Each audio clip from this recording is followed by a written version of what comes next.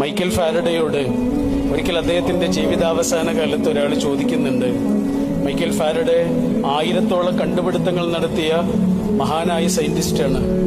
ഈ ലോകത്തിന് വലിയ സംഭാവനകൾ കൊടുത്ത മനുഷ്യൻ, അത്രയേറെ തിരക്കുള്ളൊരു മനുഷ്യൻ, അത്രയേറെ ബിസി സ്കെഡ്യൂൾസ് ഉള്ള ഒരു മനുഷ്യൻ. അദ്ദേഹത്തോട് ജീവിതാവസാന കാലത്ത് ഒരു ഇന്റർവ്യൂവിൽ ചോദിക്കുന്നത് ഇങ്ങനെയാണ്, നിങ്ങളുടെ ജീവിതത്തിലെ ദ മോസ്റ്റ് ബ്യൂട്ടിഫുൾ മൊമെന്റ് ഏതായിരുന്നു?